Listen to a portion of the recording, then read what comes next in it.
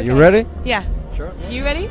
I am. Are you sure? Yeah. Okay, let's go. Estamos con Joss Stone después de su concierto mientras toca Bryan Adams en el escenario principal de Rock in Rio Lisboa. Recién conversábamos sobre la cantidad de veces que tocó en Rock in Rio. Pensaba que una, pero fueron como 5, así que espero que esté el año que viene en Buenos Aires. There's gonna be a Rock in Rio Buenos Aires next year, so we hope you make it there.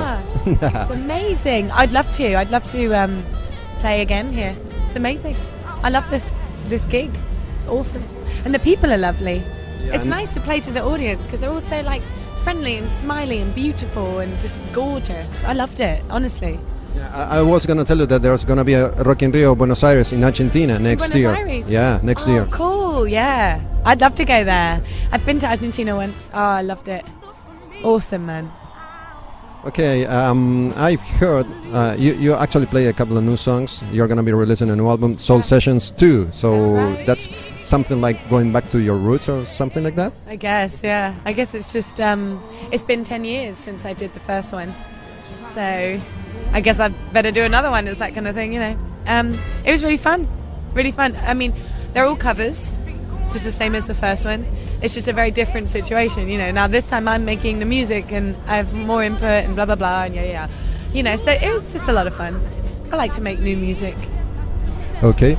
And I remember like 10 years ago when you released your first Soul Sessions album, you were very happy with that album, but you are happier with the songs you are going to be writing by yourself. So, I mean, I guess you did that already. I did that a couple times and I'm going to keep doing it. Yeah. I like to sing other people's songs too. I like to sing my own songs. I mainly like to just write my own song. Like I love writing. Like that's my favorite part of the process. Just creating and, you know, finding something new that never has existed. That's quite fun. But it's also really fun to sing other people's songs and it's easier. I don't have to write it, you know, but it's music, man. Music's always fun, no matter what. I remember back then you were almost a little kid. You are not a kid anymore. So what do you think you've learned these 10 years about this business you do? Oh my God, I've learned a lot. I've learned a lot about life, you know, from going from 15 to 25, any human being in this world is going to learn something in that time. I mean, God, musically I've learned everything I've learned. I mean, when I did the first Soul Sessions, I knew nothing. The only thing I knew was how to be in tune and make a noise. And I didn't really even know that. Like my voice was kind of very unstable and now it's strong. So that's a bonus. I've learned how to write, I've learned how to understand music and then create that, which is cool. You know, I've learned how to hear the difference between sounds, you know, so loads of stuff, man. It's been fun. It's just a creative experience and hopefully I'll learn more. And did you already know back then that you didn't know nothing about this? Or you thought you knew everything back then? No. I was very aware that I knew nothing. I was very afraid because I knew nothing. I was just a girl that made noises. I didn't know what to do. I was so scared. Whenever you're afraid of something, it's usually because you're afraid of the unknown. They say like, why are people afraid of the dark? Because they can't see. And it's the unknown. But now I feel like I have more of a handle on it and I know how to do this, you know, so I'm a little bit more confident and happier in it and more comfortable in it now because I kind of know, like I know how to sing properly, which is good. Whereas before I was very scared. And I remember that back then you were touring with your mother too, so that's that's something you're not doing nowadays. Yeah, my mum comes with me sometimes. Yeah, whenever.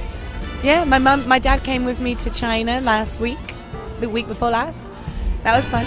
Now they just come for fun, you know, as like a holiday. Whereas before it was they were coming to protect me from all of the bastards out there. And there are a lot of those. So, you know, I needed protecting. Every baby needs protecting. And I was a baby. So that's something else you've learned, I mean, to take care of yourself. Yeah, of course. Yeah, you got to do that. Everyone has to do that at some point. You know, you can't be babied for the rest of your life. You have to grow up. And do you get it the hard way? I mean, being in this music business, being so young, did you get it the hard way? I think I got it the way. I don't think there is an easy way. So I guess that would mean there isn't a hard way. It's just the way. Everyone gets it like that. And I've noticed you've been drinking a lot of tea. Was it tea, really? That was tea, yes. I'm not an alcoholic, if that's what you're saying. No, that was tea. Yeah, simple. It was honey, lemon, cayenne pepper, ginger, which is very good for the voice, and mint tea bags. Is that your own recipe? Actually, no. It was a tour manager that I worked with a long time ago. He put it together, and then we've just kind of evolved it over time. But it wasn't mine originally, no. And going back to your new album, were you the one who came up with that idea to? My new album? Yeah, to do Soul Sessions too. Actually, the guy that I did the Soul Sessions 1 with all those years ago, he asked me to do it again. So I did it again with him.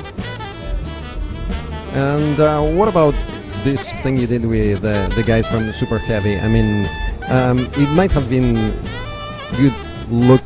It might have been a good thing on paper, but are you happy with the end of it? I mean, I do anything with Mick Jagger anytime, but Yeah. are you happy with the musical result of it? Yeah, I had so much fun. It's a very odd kind of situation. I mean, you've got all these different sounds making one sound.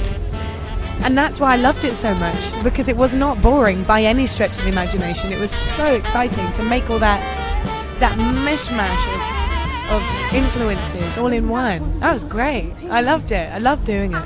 Yeah. And were you a fan of Mick Jagger's music before meeting him, before doing your first album? Yeah. Everyone is. Sure. Pretty much. You know, come on. I mean, everyone knows who he is. I don't know if everyone's a fan. I mean, Yeah, that's true, that's true. I suppose he's got such a mad voice, man. It's amazing. He's a very inspiring guy. He's so strong, like his presence is very strong. So I like him. I think he's great. I mean, he's Mick Jagger. It's like kind of asking me, am I a fan of Stevie Wonder? Of course I am. He's Stevie Wonder. There's certain people in this life that it's just like a no-brainer. There's Aretha Franklin, there's Mick Jagger, there's Stevie Wonder, there's Gladys Knight, you know, there's Otis Redding, you know, all these people, they're just amazing no matter what. Whether you like them or not, you can't deny what they do. And they do a great job.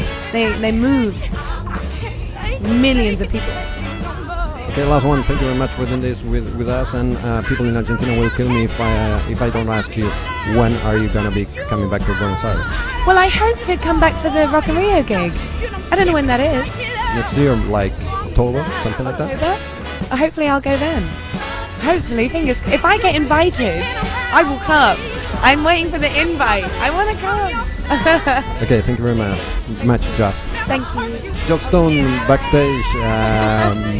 We speak Spanish in Argentina actually. So do you know anything? Not Portuguese? No Portuguese. Not Portuguese. In Argentina, Spanish. That's Brazil. Bollocks. Damn it. Okay. Gracias. That's right. Gracias, Great. señor. Mucho gracias.